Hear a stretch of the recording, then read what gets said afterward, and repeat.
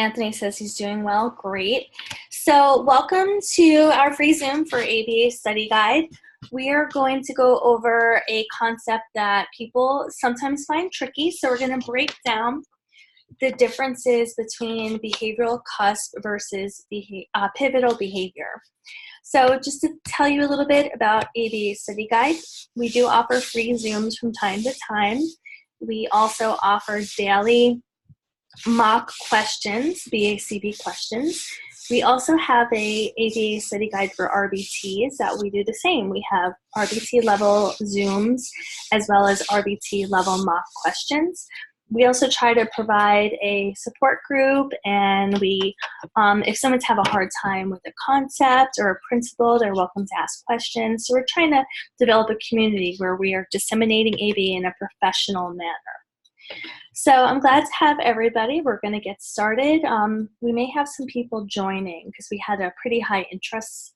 So, all right. So when we are talking about behavior cusps, Jose Rosales Ruiz and Baer in 1997 defined a behavioral cusp as a behavior change that has consequences beyond the change itself. So what that means is once a behavioral cusp is taught, the individual can now access new opportunities and new experiences that were not previously available. A behavior cusp, then, is any behavior change that brings the organism's behavior into contact with new contingencies that have even more far-reaching consequences. So this is underlying, so this is an important point. This behavior must bring that individual into contact with new contingencies. And that behavior must have even more far-reaching consequences beyond that immediate contingency. Of all the environmental contingencies that change or maintain behavior, those that accomplish cusps are developmental. And we'll talk a little bit later about developmental milestones versus cusps.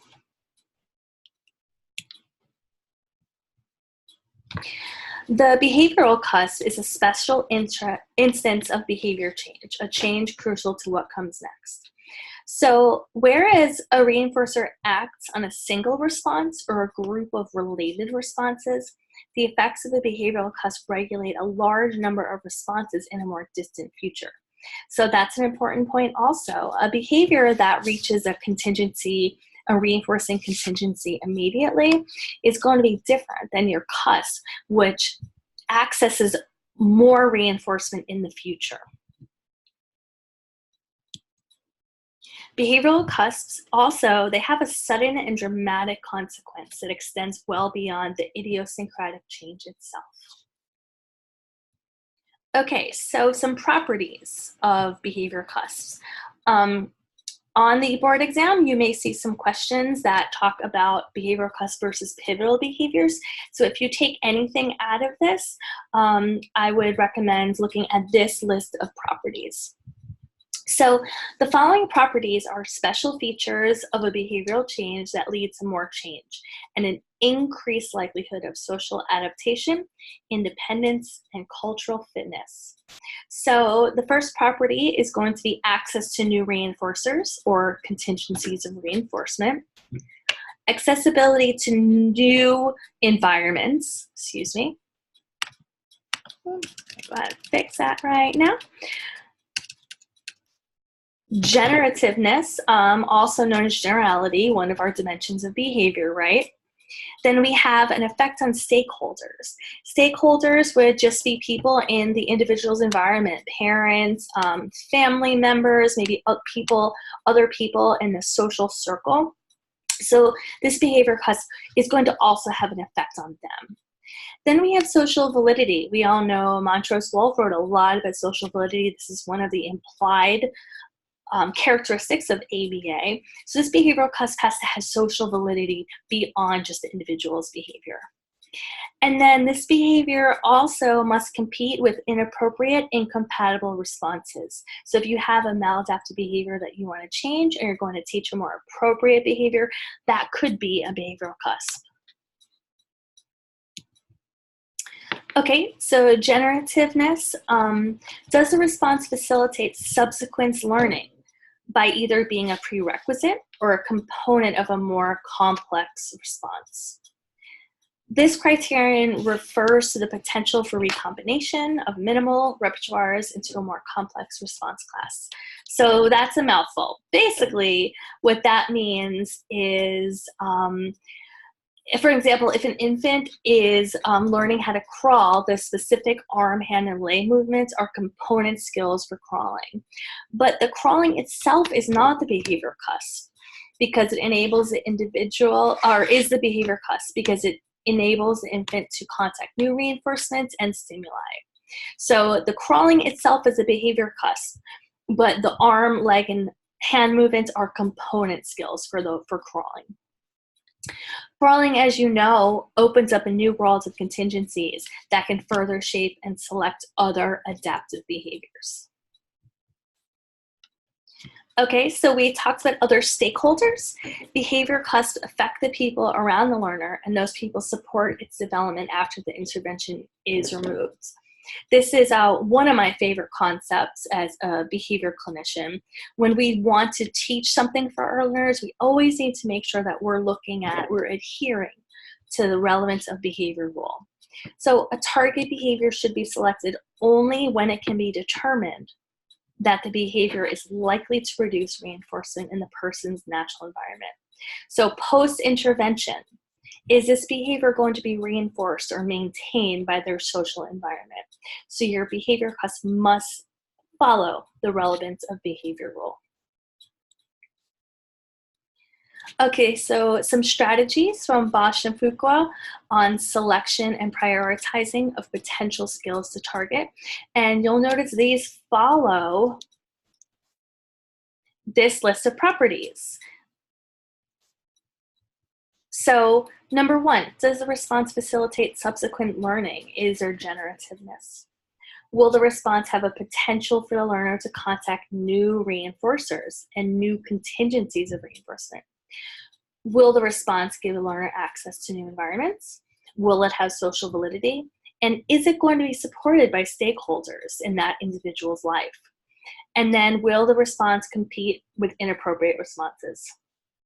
So a behavior cusp does not need to fulfill all of these properties, but the more criteria that the behavior satisfies, the stronger the case that it is a cusp.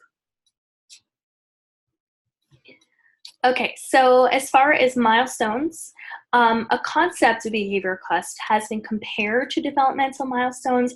However, not all cusps are milestones. So for instance, for Billy, he learns how to kick the ball. That's not a milestone, but it's a cusp because it's facilitated subsequent learning. It has made Billy access new environments, new reinforcers, and social validity. Let's just say he is in a family that really values soccer, so therefore the stakeholders are involved.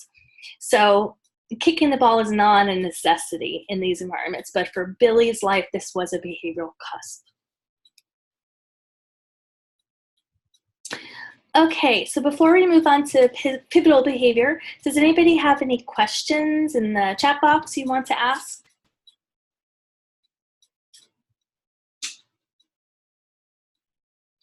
And I should mention the slides for this are a PDF and they are located in the ABA Study Guides Facebook group under files. So you're welcome to those. Okay, so pivotal behavior, it was developed by Dr. Robert and Dr. Lynn Kogel in the 1970s at UC Santa Barbara.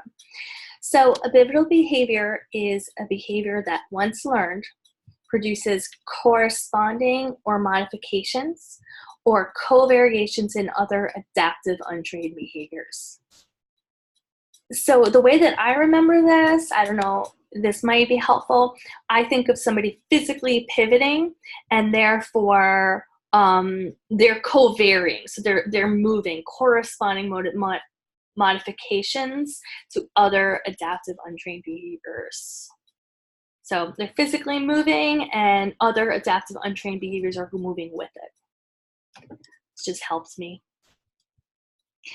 Okay, so Carter and Kogel indicated that teaching children with autism to self-initiate may be a pivotal behavior.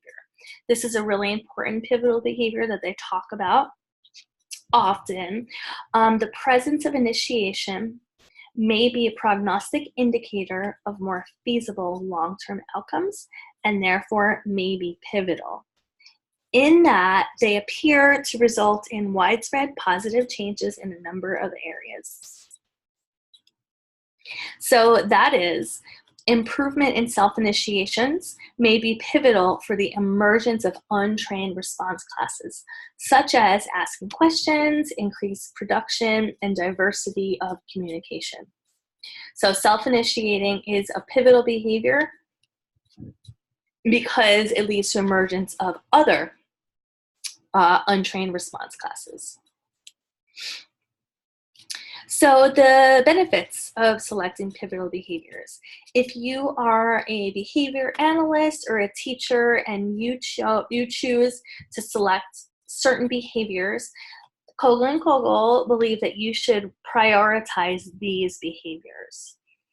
Number one, accessing and targeting pivotal behaviors can be advantageous because the practitioner can access and train pivotal behaviors within relatively few sessions that would later be omitted in untrained sessions or cross behaviors. So if you chose to teach these pivotal behaviors, it takes less time, and then there's going to be untrained responding that is omitted generally or generality to other settings and other responses. So the intervention would be shorter, providing the client with new repertoire in which to interact with his environment, improve the efficiency of learning, and increase the chances of coming into contact with reinforcers.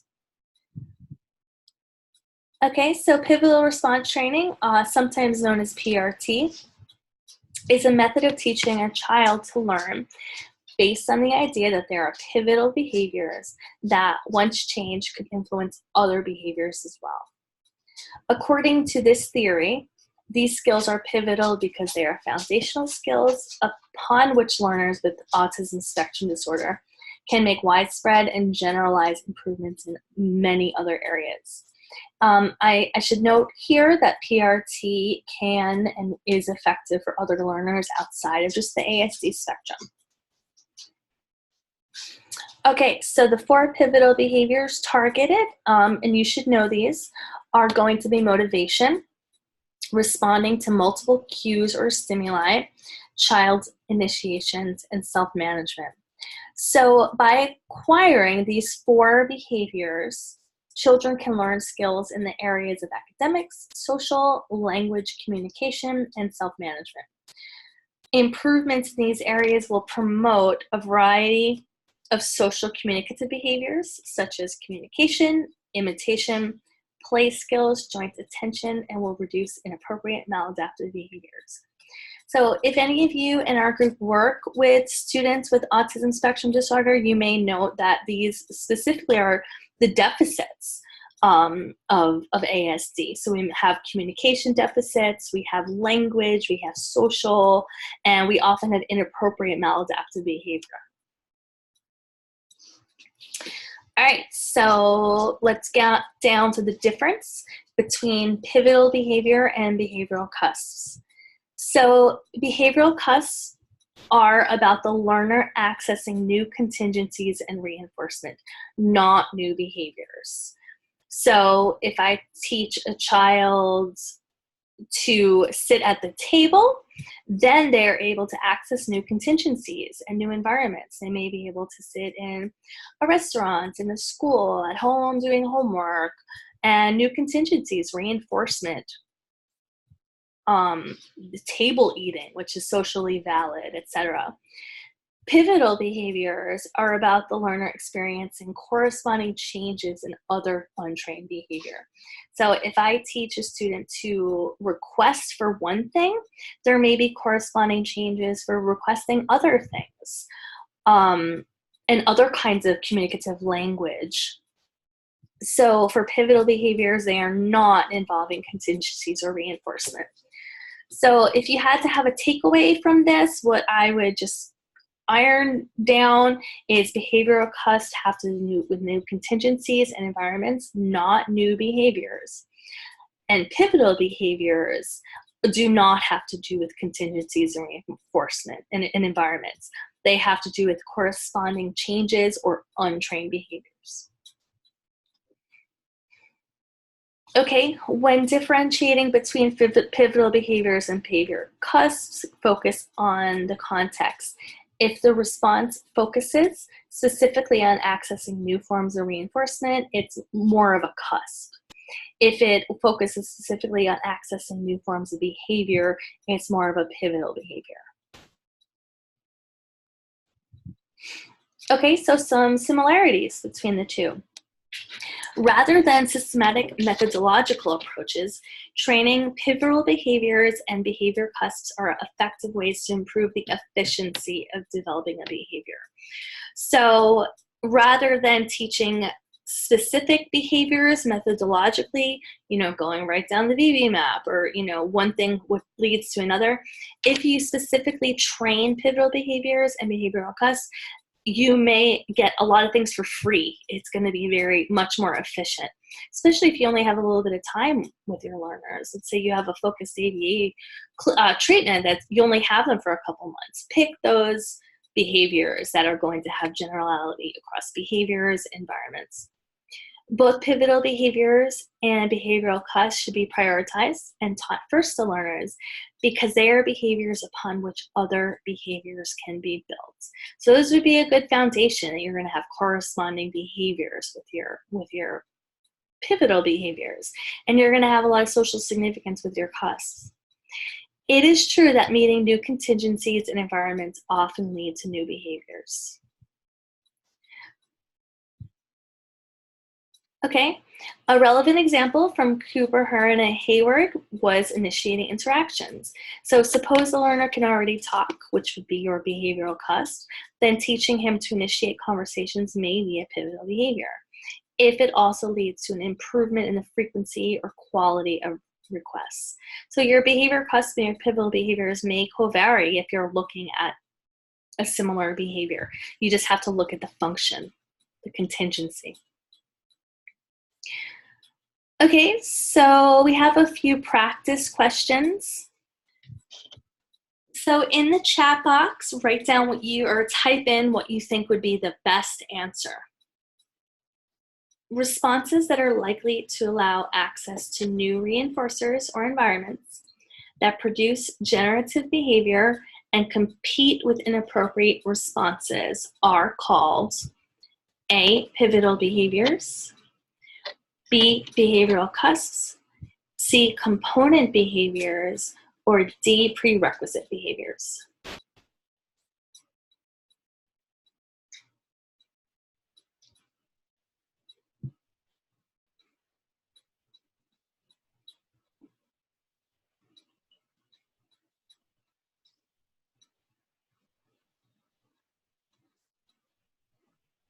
Okay, it looks like everybody says behavioral cusps, and that is the answer. So the key here would be new reinforcers or environments, generative behavior, and also it competes with inappropriate responses. That would be an example of your cusp. Okay, responses that once learned are likely to produce corresponding modifications in other adaptive untrained behaviors are called A, pivotal behaviors, B, behavioral cusps, C, component behaviors, or D, prerequisite behaviors.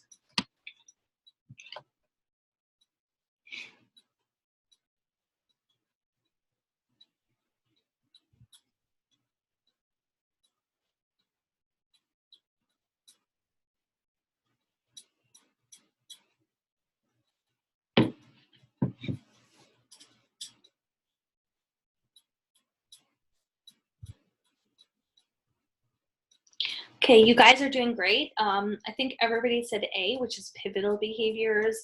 And why did you choose pivotal behaviors? Because it's looking at corresponding modifications in other adaptive untrained behaviors. So Cusps is going to be accessing new reinforcers or environments that produces generative behavior and often competes with inappropriate. So just think cusps, reinforcement and environments, pivotal behaviors, adaptive untrained behaviors. Okay, great. So just to let you guys know, we are starting our November cohort live instruction study group on October 17th. We meet for 2 hours once a week for 5 weeks. Our days that we are running the cohorts are Monday and Thursday from 7 to 9 p.m. Central Time, Saturday 2 to 4 Central Time.